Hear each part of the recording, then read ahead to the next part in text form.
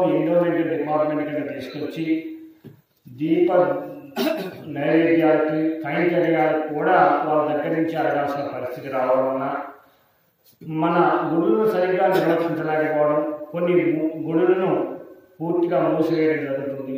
ఈ మూసివేసే కార్యక్రమాలను మన హిందువులు ఎవరైతే ఉంటారో వాళ్ళు స్వయం ప్రతిపత్తిగా కలిగించడం వలన అక్కడ గ్రామంలో ఉన్న కమిటీ ద్వారా కావచ్చు నిర్వహించడం వలన ఇటు దాని మీద అంటే గుడి మీద ఆధారపడి నివసిస్తున్న బ్రాహ్మణ్స్ కానీ మిగతా వాళ్ళకు కానీ స్వయం ప్రతిపత్తి కలిగి వాళ్ళు ఇంకా గుడులను అభివృద్ధి చేయడం కోసం, ధర్మాన్ని అభివృద్ధి చేయడం కోసం జరుగుతుంది. అంటే ధర్మం అంటే ఏం లేదు, అందరూ సరైన మార్గంలో నడవడమే ధర్మం. సరైన మార్గం అంటే ఎలా బిహేవ్ చేయాలి, మనం ఎలా ఉండాలి, ఎలా నడవడిక ఉండాలి, ఎలా ప్రవర్తించాలి అనేది హిందూ ధర్మం.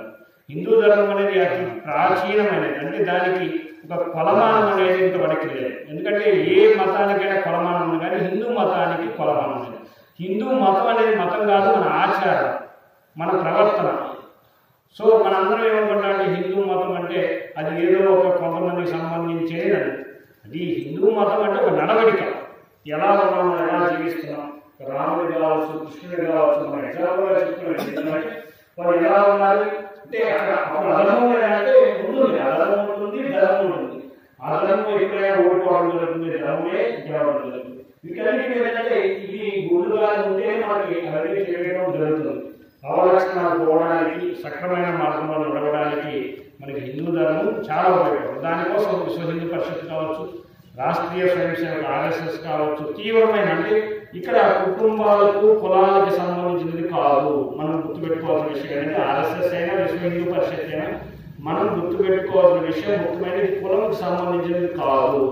మన హిందూ ధర్మం గురించి మనం ఆలోచించాలి. అందరూ ఏమంటారు, మన ఊళ్ళగా దేవుళ్ళైనా మన RSS హిందూ అదే హిందువుల గురించి సమాచారం ఉంటుంది, కానీ మన గురించే వాళ్ళు మాట్లాడుతున్నారని మనం గమనించలేకపోవాలి. ఎందుకంటే మనం గురించి ఎందుకంటే చాలా వదులుకోవడం జరుగుతుంది. ఈ మధ్య కాలంలో అయోధ్య రామ మందిరం కట్టడానికి చాలా కృషి చేశారు విశ్వ హిందూ పరిషత్ ద్వారానే. మనం ఎందుకంటే మన గుడిని పడగొట్టి మన గుడి మీద మసీదులు కట్టి అదేదో దాని ద్వారా పడగొట్టిన తర్వాత కోర్టులో మీకు ఇక్కడ ఉన్న పెద్ద ఉదాహరణ ఏంటంటే దాన్ని వాదించిన వ్యక్తి పుట్టి గుడ్డివాడు నాయక్.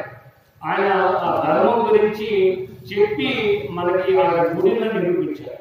సో ఇన్ని మనకి గుర్తించాలంటే రాముడు వాళ్ళ కళలోకి రావడం, దాని ద్వారానే ఆయన వాదించడం జరగడం వలన మనకి మన గుడిని మనం పొందగలిగాం. అంటే మన దేశంలో పుట్టి మన భూభాగంలో ఉండి మనం దాన్ని మళ్ళీ ఆక్యుపై చేయడానికి దాదాపుగా 60-70 సంవత్సరాల సమయం పట్టింది.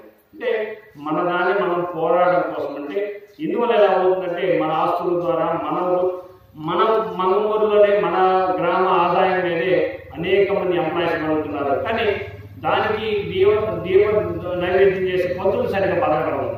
సో దాంట్లో కొంత మార్పు అనేది రావాలి. దానికోసం కృషి చేస్తున్న విశ్వ హిందూ పరిషత్ కావచ్చు, RSS మనం మనస్ఫూర్తిగా అభినందించాలి. ఈ ప్రోగ్రాం అందరూ కంపల్సరీగా సహకరించాలి.